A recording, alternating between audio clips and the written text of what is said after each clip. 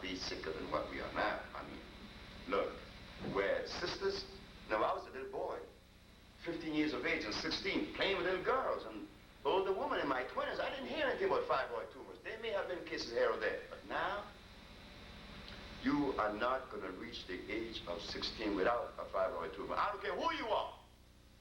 No, and young men, you're not going to escape 30 without a prostate problem. I don't care who you may be. No, you're going to get it.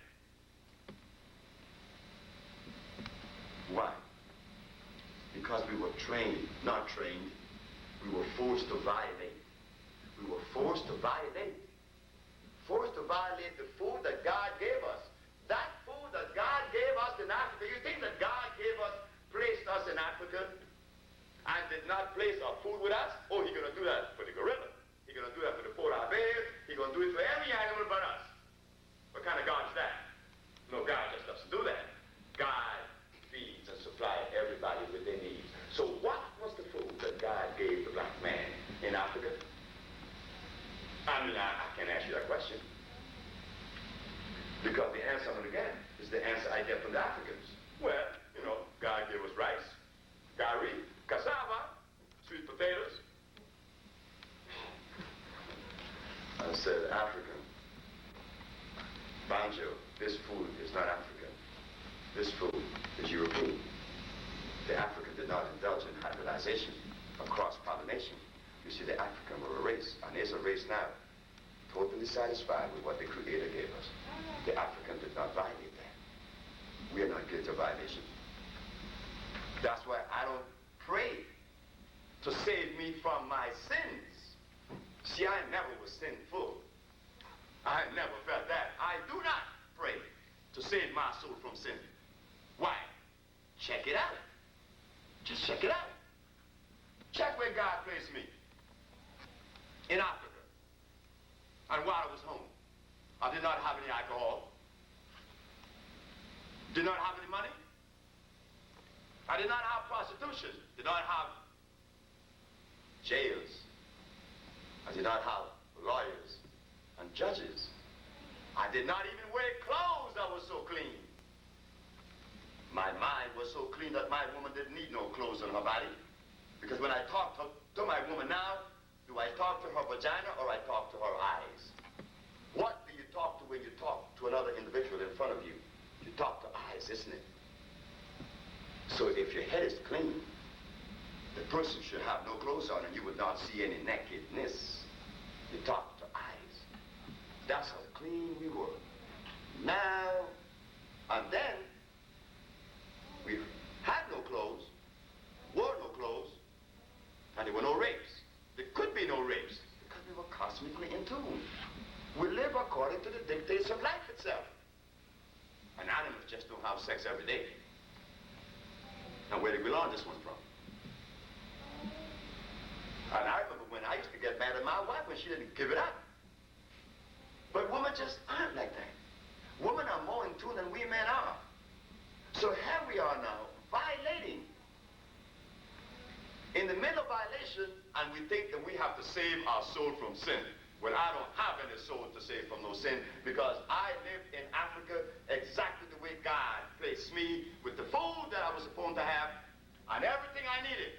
And one day, somebody took me away from my godly given home, brought me to another land, fed me garbage, and all of a sudden, I have to save my soul. Now, what sin have I committed for me to save my soul? No, I do not live in fear. I save no soul.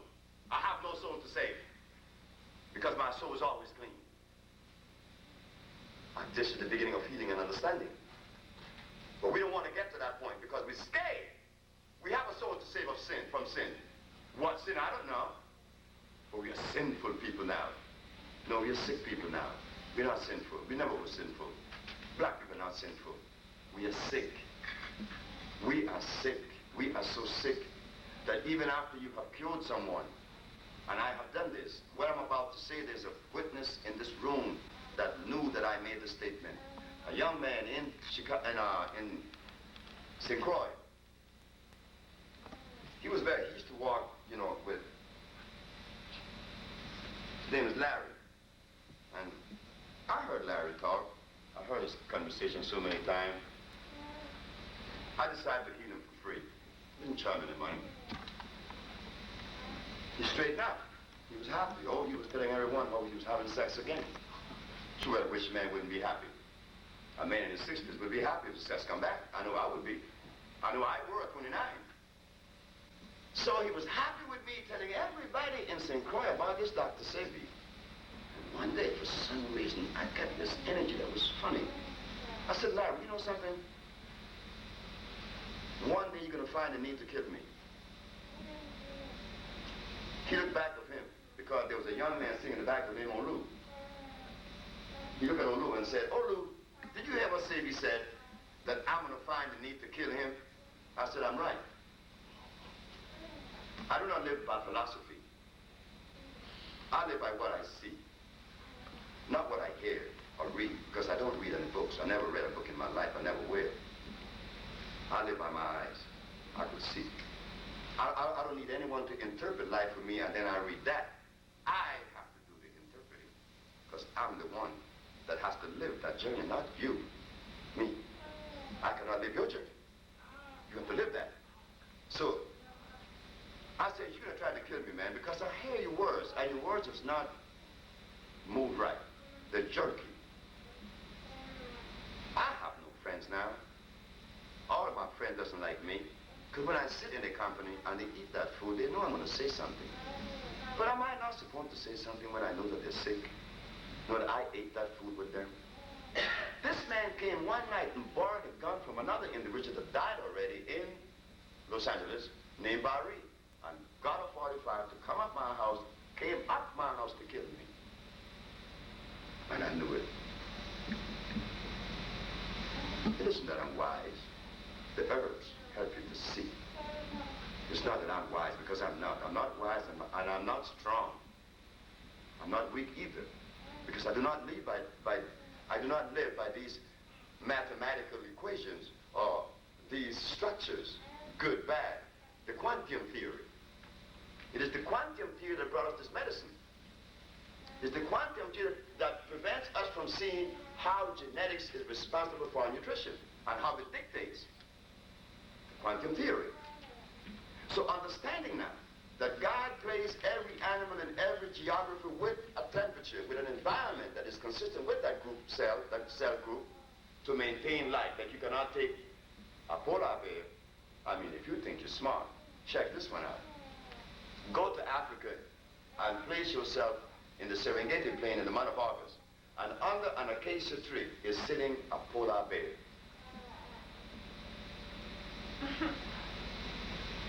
And you look at that, you may get a heart attack, because you know that this is impossible. But why does your senses tell you that this is unnatural to find a polar bear sitting with his leg crossed under an acacia tree in the Serengeti plain in Africa? Why? Your senses tell you that this is out of balance. The polar bear belongs where? You see? Your senses know that. So we have to put our senses back into all aspects of life to help us to decipher this particular problem that we are faced with, because we are sick. I know we are sick, because I was the sickest of them all. Because my friends, when I told them that I couldn't have sex, I was impotent, man, they said, shit, don't mention that. Why do you do that, man? Man, you don't do that. I said, why? I'm impotent. I want to tell the whole world that I'm impotent, because there may be one dude someplace that could cure this disease. I want him to hear it. But with my brothers who live with the stress that was placed by the quantum theory, he's afraid to say that he's impotent.